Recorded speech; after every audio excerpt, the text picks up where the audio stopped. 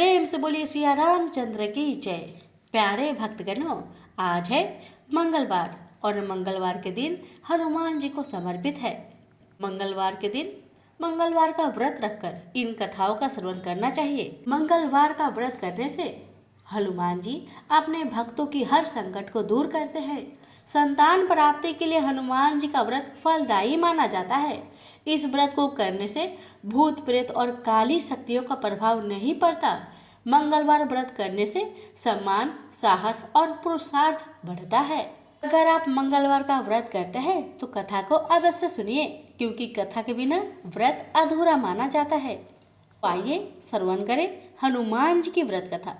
पहले आप श्रवण करेंगे मंगलवार व्रत कथा, फिर श्रवण करेंगे सीताराम की कथा। आपसे हमारी निवेदन है कि वीडियो को पूरा अवश्य देखिएगा। प्राचीन समय का बात है। किसी नगर में एक ब्राह्मण दंपति रहते थे। उनके कोई संतान न होने के कारण वह बहुत दुखी रहते थे। हर मंगलवार को ब्राह्मण देवता वन में हनुमान जी का पूजन करने जाता था। वह पूजा करके बजरंगबली से एक पुत्र की कामना करता था। उसकी पत्नी भी मंगलवार के दिन व्रत के अंत में हनुमान जी को भोग लगाकर ही भोजन करती थी। एक बार व्रत के दिन ब्राह्मणी ने भोजन नहीं बना पाया और ना ही हनुमान जी को भोग लगा सकी। तब उसने प्रण किया कि वह अगले मंगलवार को हनुमान जी को भोग लगाकर ही भोजन करेगी। वह भूखी प्यासी 6 दिन तक पड़ी रही। मंगलवार के दिन वह बेहोश हो गई। हनुमान जी उसकी श्रद्धा और भक्ति को देखकर बहुत प्रसन्न हुए और उन्होंने आशीर्वाद स्वरूप में ब्राह्मणी को एक पुत्र दिया और कहने लगे कि यह तुम्हारी बहुत सेवा करेगा। अब बालक को पाकर ब्राह्मणी बहुत खुश हुई। उसने बालक का नाम मंगल रखा। कुछ समय उपरांत जब ब्राह्मण घर आए तो बालक को देख पूछने लगे कि ये बालक कौन है। तो पत्नी कहने लगी कि मंगलवार के व्रत से प्रसन्न होकर हनुमान जी ने उन्हें यह बालक दिया है। एक दिन मौका पाकर ब्राह्मण ने बालक को कुएं में गिरा दिया। घर लौटने पर ब्राह्मणी ने पूछा कि मंगल मेरा बेटा कहाँ है। तभी पीछे से मंगल मुस्कुराते हुए घर में प्रवेश किया। उसे वापस देखकर ब्राह्मण चौंक गया। उसी रात को बजरंगबली ने ब्राह्मण को सपने में दर्शन दिए और बताया कि यह पुत्र मैंने ही तुम्हारी पत्नी को दिया है। सच जानकर ब्राह्मण बहुत खुशी हुआ और अपनी गलती पर पछताने लगा कि मैंने अपने बेटे को कैसे कुएं में फेंक दिया। अब तो ब्राह्मण और ब्राह्मणी दोनों एक साथ नियमित रूप से मंगलवार का व्रत रखने लगे। मंगलवार का व्रत रखने वाले मनुष्य पर अपार कृपा होती है। प्रेम से बोलिए पवन पुत्र हनुमान की जय। प्राचीन काल में नंदक नामक एक विद्वान ब्राह्मण था। सुनंदा नाम की उसकी पत्नी को कोई संतान नहीं हुई तो उस बूढ़े ब्राह्मण ने किसी दूसरे की सुंदर गुणवती कन्या को अपनी पुत्री के रूप में गोद ले लिया। ऐसा कहा जाता है कि कन्या के अष्टांग नित्य ही बहुत सा सोना दिया करते थे, जिसकी बदौलत वह ब्राह्मण धन धान्य हो गया।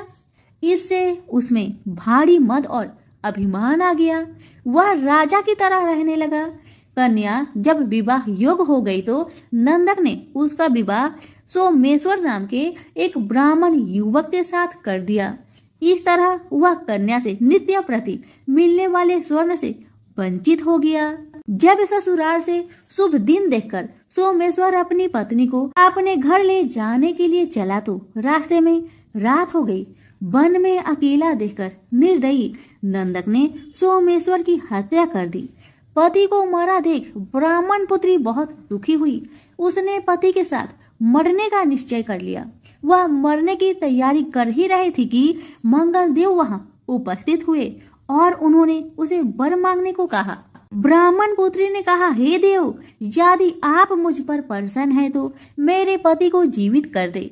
यह सुन मंगल देव ने उसके पति को परम विद्वान बनाकर जीवित कर दिया और भी वर मांगने को कहा। तो ब्राह्मण पुत्री ने कहा, हे ग्रहों के स्वामी, जो लाल चंदन द्वारा लाल फूलों से मंगलवार के दिन प्रातःकाल के समय आपका पूजन कर स्मरण करे, उन्हें बंधन, रोग और व्याधि कभी भी पैदा न हो। उन्हें व उनके परिजनों को सर्प, अग्नि और बैरियों से भय ना हो।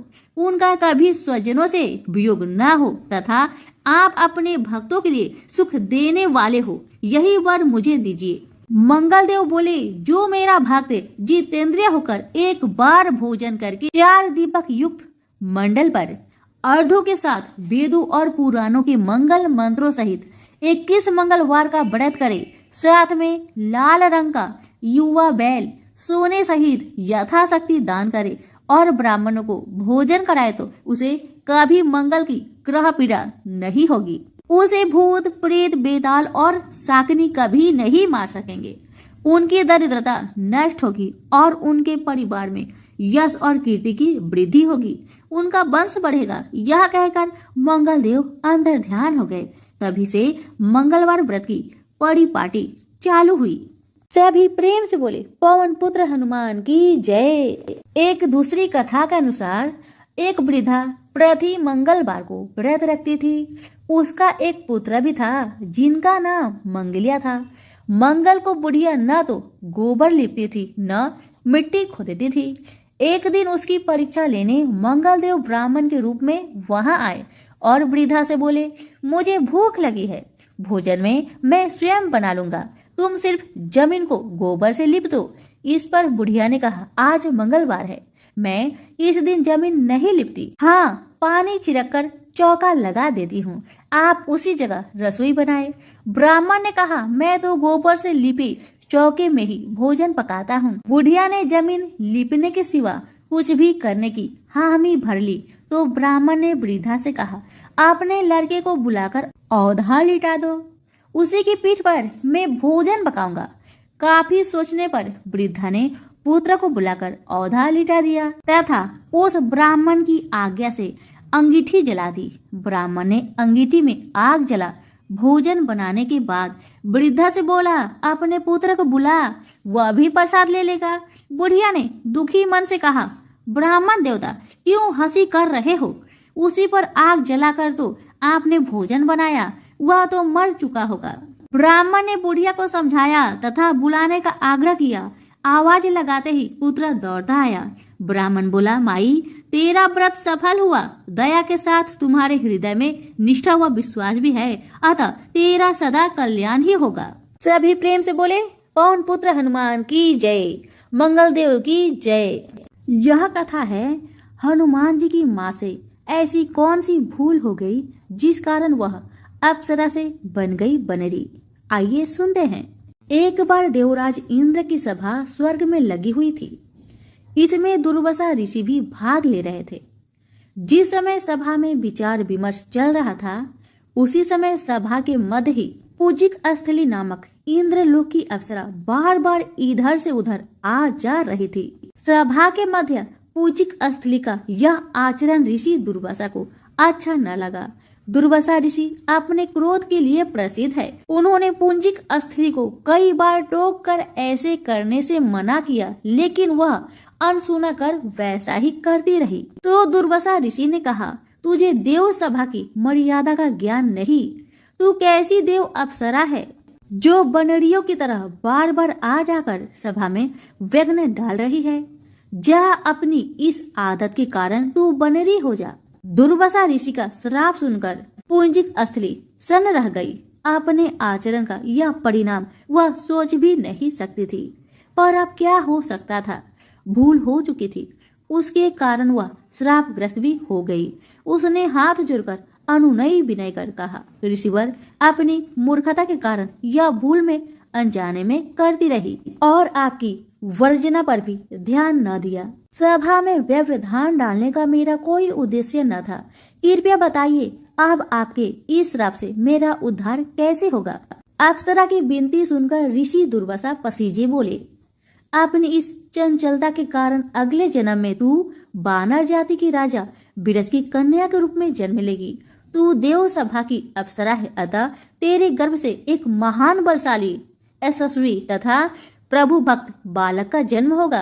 पुंजिक अप्सरा को संतोष हुआ। पूर्ण जन्म में वानर राज बिरज की कन्या के रूप में उसका जन्म हुआ। उसका नाम अंजना रखा गया। विवाह योग होने पर इसका विवाह वानर राज केसरी से हुआ। अंजना केसरी के साथ सुखपूर्वक प्रभास तीर्थ में रहने लगी। इस क्षेत्र में बहुत शांति थी तथा बहुत से ऋषि आश्रम बनाकर यज्ञ आदि करते थे। एक बार ऐसा हुआ कि वन में विचरने वाला शंखवल नामक जंगली हाथी पर मत हो उठा तथा वन में उत्पात मचाने लगा। उसने कई आश्रमों को रौंद डाला, यज्ञ वेदियों नष्ट कर दी। उसके भय से लगते हुए अनेक तपस्वी बालक आहत हो गए। कई आश्रम उजड़ गए। कई ऋषि भय के कारण आश्रम छोड़ चले गए। केसरी को जब शंखवल नामक हाथी के इस उत्पात का पता लगा तो वह आश्रम तथा आश्रम वासियों की रक्षा के लिए तत्काल वह आए और शंख बल को बड़ी कुशलता से घेरकर उसके दोनों दांतों को पकड़कर उखाड़ दिया। पीड़ा से चिघाड़ता हुआ वह हाथी वहीं धराशायी हो गया और मर गया। आश्रम की रक्षा के लिए उनके अचानक पहुंचने तथा हाथी को मारकर आश्रम वासियों को निर्भय कर देने वाले केसरी का ऐसा बल देख ऋषि मुनि बहुत प्रसन्न हुए और केसरी के पास आकर आशीर्वाद देते हुए कहा, वानर राज केसरी, जिस प्रकार तुमने आज हम सबकी तथा आश्रम की रक्षा की, इसी प्रकार भविष्य में तुम्हारा होने वाला पुत्र पवन जैसे वेग वाला होगा तथा रुद्र जैसा महान बलशाली होगा। तुम्हारे बल तेज के साथ साथ उसमें पवन तथा रुद्र का तेज भी व्याप्त रहेगा। केसरी ने कहा, ऋषिवरों, मैंने तो बिना किसी कामना के परम हाथी को, जो किसी प्रकार वश में नहीं आ रहा था, मारकर आपकी इस यज्ञ भूमि को निर्भय किया है। आपका दिया यह स्वतः आशीर्वाद मुझे शिरोधार्य है। केसरी ऋषियों को प्रणाम कर चले गए। समय आने पर अंजना के गर्भ से एक बालक का जन्म हुआ। उसमें अपने वाले काल से ही ऋषियों द्वारा दिए आशीर्वाद का तेज झलकने लगा। आश्रमों में वह पवन वेग की तरह जहां तहां पहुंच जाता। आश्रमों में विघ्न डालने वाले वन्य जीवों तथा दुष्ट व्यक्तियों को अपने अपार बल से खदेड़ देता। अपने इस पराक्रम से वह मदमत हो जाता तथा अपने साथियों के साथ वह आश्रमों में कीड़ा करने लगता। उसको खेलने से कोई रोकता तो वह उसको भी तंग करने लगता। बालक तो था ही, उसके बाल कौतुक से जब ऋषियों को असुविधा होने लगी तथा उनके पूजा पाठ और यज्ञ में व्यवधान आने लगी तो उन्होंने उसके स्वभाव में शांति के लिए आशीर्वाद जैसा श्राप दिया कि तुम अपने बल को हमेशा भूले रहोगे। जब कोई तुम्हें आवश्यक होने पर तुम्हारी बल का याद दिलाएगा तब फिर तुम्हें अपार बल जागृत हो जाएगा। इससे वह बालक शांत स्वभाव का हो गया। केसरी नंदन यह बालक आगे चलकर हनुमान नाम से प्रसिद्ध हुआ। सीता जी की खोज के लिए जब कोई समुद्र पार करने का साहस नहीं कर रहा था और हनुमान जी चुप बैठे थे तो जमवंत ने हनुमान जी को उनकी बल की याद दिलाई थी। तब उन्होंने समुद्र पार कर सीता की खोज की। प्रेम से बोले, पवन पुत्र हनुमान की जय। ये जो कथा है, इस कथा को माता सीता भगवान श्री राम को सुनाया करते थे और भगवान इसे सुना करते थे। इसी तरह से दिन बीतने लगा। एक दिन भगवान श्री रामचंद्र जी को बाहर किसी काम के लिए जाना पड़ रहा था तो भगवान को जाते देख माता सीता ने कहा, हे प्रभु, अगर आप बाहर चले जाएंगे तो मैं अपनी 12 वर्ष का नित्य नेम की कहानी किसे सुनाऊंगी। माता सीता की बातें सुन भगवान श्री रामचंद्र जी 1 मिनट के लिए सोच में पड़ गए।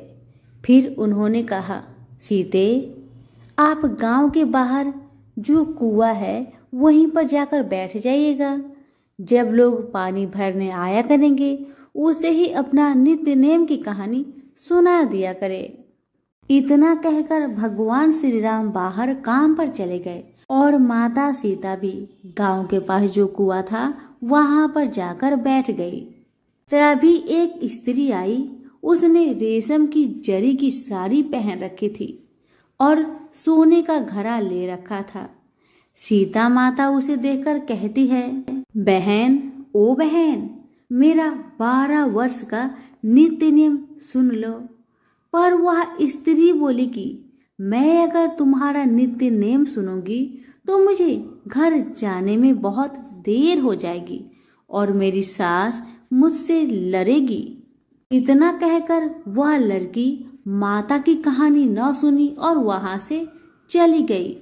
तभी उसकी रेशम की जरी की साड़ी फट गई। सोने का घड़ा मिट्टी के घड़े में बदल गया। ऐसी हालत में जब बहू अपने घर में पहुंची तो सासू माँ हैरान रह गई देखकर। सासू माँ कहने लगी, बहू, तुम किसका दोष अपने सिर में लेकर आई हो? तब बहू ने अपनी सारी कहानी सासू माँ को बताना शुरू की। उसने कहा, सासू माँ, कुएं पर एक औरत बैठी थी। उसने मुझसे कहा कि कहानी सुन, लेकिन मैंने कहानी नहीं सुनी और जिसका परिणाम मुझे यह मिला है। सासू माँ ने अपने बहू से कहा, बहू, ठीक है, कोई बात नहीं, तुम ये साड़ी और घड़ा कल मुझे देना, मैं जाऊंगी पानी भरने। बस अगले दिन वही साड़ी और वही घड़ा लेकर सासू माँ कुएं की पहाड़ पर गई जहां सीता जी बैठी थी। सास को वही माता बैठी मिली तो माता सीता ने कहा, बहन, मेरी नित्य नेम की कहानी सुन लीजिए। तब सासू माँ बोली, हाँ बहन, क्यों नहीं, मैं तो आपकी कहानी एक बार नहीं 5 बार सुन लूंगी। अब माता सीता ने अपनी कहानी शुरू किया। सासू माँ हाथ जोड़ के बैठ गई। राम आए, लक्ष्मण आए, देश के पुजारी आए, नित्य नेम का नेम लाए, आओ राम बैठो राम। तभी रसोई जियो राम, माखन मिश्री खाओ राम, दूध बतासा पियो राम, सूत के पल का मोठो राम, साल दुसाला पोठो राम, साल दुसाला ओढ़ो राम, जब बोलू जब राम ही राम, राम सवारे सबके काम, खाली घर भंडार भरेंगे, सबका बेड़ा पार करेंगे। श्री राम जय राम, जय जय राम। सीता माता की कहानी समाप्त हुआ तो सासू माँ बोली, बहन, आपकी कहानी तो मुझे बहुत अच्छी लगी। कहानी सुनकर सास घर चली गई। उसकी साड़ी फिर से रेशम की जरी बन गई। मिट्टी का घड़ा फिर सोने के घड़े में बदल गया।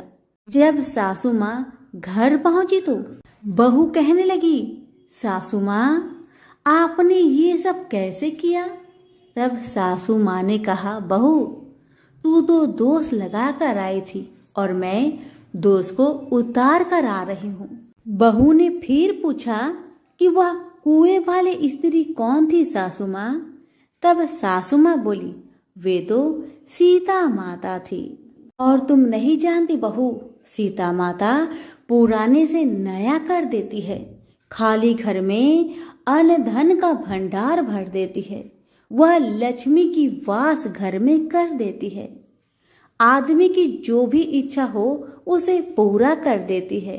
सासू माँ के बातें सुन बहू बोली कि ऐसी कहानी मुझे भी सुना दो सासू माँ। सासू माँ बोली, ठीक है बहू, तुम भी सुनो। अब सासू माँ ने कहानी शुरू कर दिया। मेरे साथ साथ आप भी जरूर बोलिएगा। राम आए, लक्ष्मण आए, देश के पुजारी आए, नित नेम का नेम लाए, आओ राम बैठो राम, तभी रसोई जियो राम, माखन मिश्री खाओ राम, दूध बतासा पियो राम, सूत पिपल का मोठो राम। साल दुसाला पोठो राम, साल दुसाला ओढ़ो राम, जब बोलू जब राम ही राम, राम सवारे सबके काम, खाली घर भंडार भरेंगे, सबका बेड़ा पार करेंगे, श्री राम जय राम जय जय राम। कहानी सुनकर बहू बोली कि सासू माँ, कहानी तो बहुत अच्छी है। सास ने कहा कि ठीक है, इस कहानी को रोज कहा करेंगे। अब सास बहू रोज सवेरे उठती, नहाती धोती और पूजा करने के बाद नित्य नेम की सीता की कहानी कहती। एक दिन उनके यहाँ एक पड़ोस की औरत आई और बोली कि बहन जरा सी आँच देना तो वह बोली कि आज तो अभी हमने नहीं जलाई है। पड़ोसन ने कहा कि तुम सुबह 4 बजे से उठकर क्या कर रही हो? तब उन्होंने कहा कि सुबह उठकर हम पूजा करते हैं और फिर सीता माता की नित्य नेम की कहानी कहते हैं। पड़ोसन ने उनकी बात सुनकर फिर कहा कि सीता माता की कहानी कहने से तुम्हें क्या मिला? वो बोली कि इनकी कहानी कहने से घर में भंडार भर जाते हैं, सारे काम सिद्ध होते हैं, मन की इच्छा भी पूरी होती है। पड़ोसन कहती है कि बहन ऐसी कहानी तो मुझे भी सुना दो फिर। वह बोली ठीक है, तुम भी यह कहानी सुन लो। राम आए लक्ष्मण आए, देश के पुजारी आए, नित्य नेम का नेम लाए, आओ राम बैठो राम। जब सारी कहानी सुनानी खत्म हुई तो पड़ोसन कहने लगी बहन कहानी तो मुझे बहुत अच्छा लगा, सुनकर मेरा मन प्रसन्न हो उठा। अब वह पड़ोसन भी नित्य नेम सीता माता की कहानी कहने लगी। कहानी कहने से सीता माता ने पड़ोसन के घर में भी भंडार भर दिए। अब तो पूरे मोहल्ले में नित्य नेम की कथा सभी करने लगे और माता सीता की कृपा से सभी की मनोकामना पूरी होने लगी। हे सीता माता, जैसे आपने उनके भंडार भरे वैसे ही आप हमारे भी भंडार भरना, कहानी सुनने वाले के भी और कहने वालों के भी, हुक्कारे भरने वालों के भी, सभी पर अपनी कृपा बनाए रखिए। तो प्रेम से बोलिए सिया रामचंद्र की जय। राम लक्ष्मण की कहानी भगवान श्री राम, लक्ष्मण और सीता जी पिता दशरथ जी की आज्ञा से वनवास जाने लगे। रास्ते में सभी तीर्थ गंगा, यमुना, गोमती नदियों में प्रीत्य तर्पण कर वन में कंदमूल फल फूल खाते हुए वन में अपना समय व्यतीत करने लगे। एकम के दिन लक्ष्मण जी ने राम जी की आज्ञा से फल फूल लाकर माँ सीता को दे दिए। तब माँ सीता ने 4 पतल परोसी। तब लक्ष्मण जी ने पूछा भाभी माँ हम 3 हैं फिर 4 में क्यों परोसा? तब माँ सीता बोली 1 पत्तल गाय माता के लिए है। राम जी लक्ष्मण जी गाय माता को पतल परोस दी। तब राम जी ने पूछा सीता जी आपने खाना शुरू क्यों नहीं किया? तब सीता माँ बोली मेरे तो राम कथा सुनाने का नियम है, राम कथा सुनाने के बाद ही मैं फल ग्रहण करूंगी। तब राम जी बोले मुझे कथा सुना दो। लक्ष्मण जी बोले मुझे सुना दो। तब माँ सीता बोली औरत की बात औरत सुने तो ठीक है, आप तो मेरे पति हो और आप मेरे देवर हो, मैं आपसे कैसे कहूँ? तब लक्ष्मण जी ने सोचा इस जंगल में कौन औरत मिलेगी। तब लक्ष्मण जी ने अपनी माया से एक नगरी का निर्माण किया। उस नगरी में सब सुख सुविधाएं से युक्त थी। उस नगरी में सब चीजें सोने की थी, इसलिए नगरी का नाम सोन नगरी रखा। सभी नगर वासियों को घमंड हो गया। उस नगरी में कोई गरीब नहीं था। जब सीता जी कुएं पर पानी लेने गई और पनिहारिनों से राम राम किया तो कोई नहीं बोली। थोड़ी देर में एक छोटी कन्या आई। सीता जी ने उससे राम राम बोली और कहा कि भाई राम कथा सुनेगी। तब वह बोली, मेरे तो घर पर काम है। सीता जी ने कहा, मेरे पति राम और देवर लक्ष्मण भूखे हैं। तब लड़की बोली, मेरी माँ मेरा इंतजार कर रही है। वह लड़की वहां से जाने लगी। तब माँ सीता के क्रोध से सारी नगरी साधारण हो गई।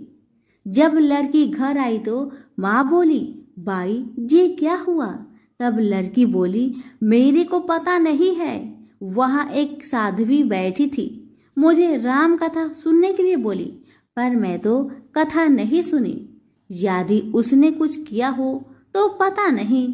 तब उसकी माँ ने उसको वापस जाकर कथा सुनने को कहा। लड़की ने वापस जाकर कथा सुनने से मना कर दिया। तब उसकी बहू बोली, आपकी आज्ञा हो तो मैं कहानी सुनकर आती हूँ। जब बहू कुएं पर गई तो पानी भरे और खाली करे। तब सीता जी ने कहा, आपके घर पर कुछ काम नहीं है क्या? तब वह बोली, माता जी मैं तो सारा काम करके आई हूँ। तब माँ सीता बोली, तू मुझे माँ कहकर बुलाई, यदि तुझे समय हो तो मेरी राम कहानी सुन लेगी। तब वह बोली, माता जी कहानी सुनाओ, मैं प्रेम से कहानी सुनूंगी। चंदन चौकी मोतिहार, राम कथा महारे हिडवेरो आधार। राम कथा सुनाऊं, राम ने मनाऊं, राम कहे तो परदेश में जाऊं। सीता जी ने कहा, हे भाई तूने मेरी मृत्यु लोक में मदद करी, भगवान तेरी स्वर्ग लोक में रक्षा करेंगे। सीता जी ने राम कथा सुनाई। बाई ने सुनी। आओ राम बैठो राम, जल भर झाड़ी लाई राम, केलारी दातुन लाई राम, ठंडा जल भर लाई राम, संपाडो पधारवो राम, झगलैया टोपी लाई राम, करा किंगली लाई राम, स्वर्ण सिंहासन लाई राम, तापर आप बिराजो राम, झालर तिकरा लाई राम, शंख ध्वनि गरनाऊ राम, हिडवे हीरा शोभे राम, निरखता मन मोहे राम, चरण शरण में आई राम, शरण आपड़ी ले लियो राम, माखन मिश्री लाई राम, माखन मिश्री आरोगो राम, दूध भर कटोरी लाई राम, मेवा चिरंजीवी परोसु राम, खाती मीठी चाखा राम, चरखो फरखो आरोखो राम, रुच रुच भोग लगाऊ राम, जो भावे सो ले लियो राम, जल भर झारी लाई राम, आबे आचमन कर लियो राम, रे श्याम गमछो लाई राम, हाथ मुंह पोछ लियो राम, पुष्पा सुसेज बिछाऊ राम, आंतरिया छिड़काऊ राम, हिंगलू डोलिया डलाऊ राम, सीता जी चरण दबावे राम, सुख भर से जे पोढ़ो राम, हजार पंखा ढोलू राम, घट घट माया विराजो राम, मुख में तुलसी बोलो राम, खाली मिजाज काई काम, जब बोलो जब राम ही राम, बोलो पंछी राम राम, पूर्ण होवे मंगल काम। राम कथा पूर्ण हुई तो सीता जी ने कहा, हे भाई तूने मेरी राम कथा सुनी, मेरी सहायता की, राम जी लक्ष्मण को जिमाया है, भगवान तेरे भी रक्षा करेंगे, तुझे स्वर्ग का सुख मिलेगा। सीता माता ने उपहार स्वरूप अपने गले का हार दे दिया। जब वह घर गई तो उसके मटका सब सोने के हो गए। सासू जी ने कहा, ये सब तू कहाँ से लाई? बहू ने कहा, मैं माँ सीता से राम कथा सुनी, ये इसी का फल है। सासू जी ने कहा, प्रतिदिन राम कथा सुनाना। बाई को राम कथा सुनते बहुत दिन हो गए। तब उसने माँ सीता से पूछा, इसका उद्धापन विधि बतलाओ। तब सीता जी ने कहा, 7 लड्डू लाना, 1 नारियल लाना, उसके 7 भाग करना, 1 भाग मंदिर में चढ़ाना, जिससे मंदिर बनवाने जितना फल होता है। एक भाग सरोवर के किनारे गाड़ देना, जिससे सरोवर खुदवाने जितना फल होता है। एक भाग भगवत गीता पर चढ़ाना, जिससे भगवत गीता पाठ करवाने जितना फल होगा। एक भाग तुलसी माता पर चढ़ाना, जिससे तुलसी विवाह जितना फल होगा। एक भाग कंवारी कन्या को दे देना, जिससे कन्या विवाह जितना फल होगा। एक भाग सूरज भगवान को चढ़ाना, जिससे 33 करोड़ देवी देवता को भोग लगाने जितना फल होगा। अब उसने विधि पूर्वक उद्धापन कर दिया। माता सीता के पास आई, माता मैंने तो विधि पूर्वक उद्धापन कर दिया, अब 7 दिन बाद बैकुंठ से विमान आएगा।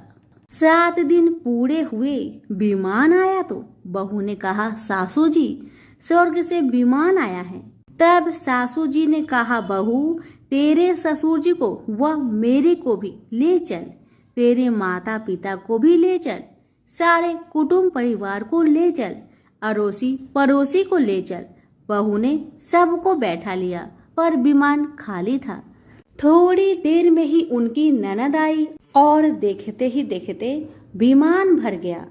तब बहू ने कहा, माँ सीता नंद बाईसा को बैठा लो। पर माँ सीता ने कहा, इसने कभी कोई धर्म पुण्य नहीं किया। तब बहू ने कहा, बाईसा आप पहले राम लक्ष्मण की कथा सुनना, उसके बाद आपके लिए बैकुंठ से विमान आएगा। गांव के सारे लोग एकत्र हो गए और पूछने लगे, बाई तूने ऐसा कौन सा धर्म पुण्य किया? गीता भगवत के पाठ किए, हमें भी बताओ। तब बाई ने कहा, मैंने तो माता सीता से प्रतिदिन राम कथा सुनी और नियम से उद्धापन किया। तब समस्त ग्रामीण राम कथा सुनने की जिद करने लगे। तब बाई राम कथा कहने लगी और सब नर नारी सुनने लगे। राम कथा संपूर्ण होते ही समस्त नगरी सोने की हो गई। बाई ने कहा, जो कोई राम कथा को सुनेगा उसको मेरे समान ही फल मिलेगा। सब राम लक्ष्मण जी की जय जयकार करने लगे और विमान स्वर्ग में चला गया। 7 स्वर्ग के दरवाजे खुल गए। पहले द्वार पर नाग देवता, समस्त देवी देवता पुष्प वर्षा करने लगे। देवताओं ने पूछा कि तूने क्या पुण्य किया? तब उसने कहा, मैंने तो राम लक्ष्मण जानकी की कहानी सुनी। तो समस्त देवताओं ने कहा, वर मांग। तब उसने कहा, मेरे तो सब सिद्धियां है, मुझे यह वर दो कि जो भी श्रद्धा व भक्ति से राम कथा, राम लक्ष्मण जानकी की कहानी सुनेगा उसको मेरे समान ही फल मिले। सभी देवी देवताओं ने पुष्प वर्षा करते हुए तथास्तु कहा। चारों ओर राम राम की जय जयकार होने लगी। प्रेम से बोलिए सिया रामचंद्र की जय। कि किसी गांव में एक गरीब जाट और जाटनी रहते थे। जाटनी हमेशा अपने पति से कहती कि मैं तुम्हें 4 रोटी बनाकर दूंगी, तुम नदी किनारे जाना, वहां पर भगवान राम और लक्ष्मण जी आते हैं, वहां जाकर तुम इस तरह कहना, राम बड़े लक्ष्मण छोटे, वो बैठे अम्बे की डाली, वो बैठे चंपे की डाली, मिट्टी का दशरथ बनावे, मक्खन मिश्री का भोग लगावे, दे परिक्रमा घर को आवे। जाट क्या करता कि रास्ते भर में पत्नी की इन दोहा को, इन लाइन को याद करते जाता। जैसे वह नदी के किनारे पहुंचता, वहां जाकर अपनी पत्नी की बातें, उस दोहा को भूल जाता। भूलने के बाद इस प्रकार कहता, लक्ष्मण बड़े राम छोटे, वो बैठे अम्बे की डाली, वो बैठे चंपे की डाली, मिट्टी का दशरथ बनावे, माखन मिश्री का भोग लगावे, दे परिक्रमा घर को आवे। जाट इस प्रकार कहता तो भगवान राम लक्ष्मण से कहते, मन तुम्हें इसने बड़ा बताया है, तुम इसे कुछ दे दो। तब लक्ष्मण कहते, हे राम, इसकी बुद्धि मलिन हो गई है, यह मूर्ख है, कहीं राम से बड़ा इस दुनिया में कोई हुआ है? तब भगवान राम बोले, नहीं लक्ष्मण, तुम्हें बड़ा बताया है इसलिए तुम्हें कुछ देना होगा। लक्ष्मण ने थोथे बांस में मोहर असरफी भरकर उसे दे दिए। अब रास्ते में मोहर असर भी चोरों ने हर लिया। घर गया तो जाट ने बोली, कुछ मिला आपको? जाट बोला, हाँ मिला तो बहुत कुछ था, परंतु रास्ते में चोरों ने उसे चोरी कर लिया। जाटने ने कहा, कोई बात नहीं, कल फिर वहां पे जाना। अगले दिन फिर 4 रोटी बनाकर जाटने ने उसे सिखलाया। कहना, राम बड़े लक्ष्मण छोटे, वो बैठे अम्बे की डाली, वो बैठे चंपे की डाली, माटी का दशरथ बनावे, खन मिश्री का भोग लगावे, दे परिक्रमा घर को आवे। रास्ते भर जाट याद करता चला गया, पर बदकिस्मती से नदी किनारे जाकर भूल गया और वहां जाकर बोला, लक्ष्मण बड़े राम छोटे, वे बैठे अम्बे की डाली, वो बैठे चंपे की डाली, माटी का दशरथ बनावे, माखन मिश्री का भोग लगावे, दे परिक्रमा घर को आवे। राम बोले, हे लक्ष्मण, अभी ये तुम्हें बड़ा बता रहा है, तुम इसे कुछ दे दो। लक्ष्मण बोले, हे राम, इसकी बुद्धि मलिन हो गई है, मूर्ख है, कहीं राम से भी इस दुनिया में कोई बड़ा हुआ है? राम बोले, नहीं लक्ष्मण, तुम्हें बड़ा बताया है, इसलिए तुम्हें कुछ देना ही होगा। लक्ष्मण ने सोने की ईंट उसे दे दिया। रास्ते में चोरों ने उसे हर लिया। घर गया तो जाटने ने पूछा, क्या तुम्हें कुछ मिला था? जाट बोला, मिला तो था, पर रास्ते में चोरों ने उसे लूट लिया। जाटनी बोली, तुमने क्या कहा था? जाट बोला, लक्ष्मण बड़े राम छोटे, वो बैठे अम्बे की डाली, वो बैठे चंपे की डाली, माटी का दशरथ बनावे, माखन मिश्री का भोग लगावे, दे परिक्रमा घर को आवे। जाटनी बोली, तुम तो बहुत भोले हो, कहीं भगवान राम से बड़ा कोई है? फिर कल जाना, ठीक से बोलना। एक दिन फिर जाट गया, उस दिन ठीक ठीक बोला। राम बड़े लक्ष्मण छोटे, वो बैठे अम्बे की डाली, वो बैठे चंपे की डाली, माटी का दशरथ बनावे, माखन मिश्री का भोग लगा दे, दे परिक्रमा घर को आवे। लक्ष्मण बोले, हे राम, आज इसको अकल आ गई है, इसको कुछ दे दीजिए। राम मुस्कुराते हुए बोले, भाई मेरे पास क्या है, यह जौहर की मिट्टी है, ले जा। कहकर अपने हाथ से थोड़ी सी मिट्टी भगवान राम ने उसे दे डाली। जाट बरबर करने लगा, आज जाटने ने मुझे उल्टा सीख दी है, रोज सोना चांदी मिला करता था, आज तो मिट्टी की डली मिली है। मिट्टी लेकर घर की ओर चल गया। बीच रास्ते में चोरों ने मिट्टी देखी तो मिट्टी को देखकर कुछ नहीं बोले। जाट घर गया तो जाटने बोली, कुछ मिला? तो जाट ने कहा, हाँ, तेरी उल्टी सीख के कारण आज तो मुझे सिर्फ मिट्टी की डली मिली है।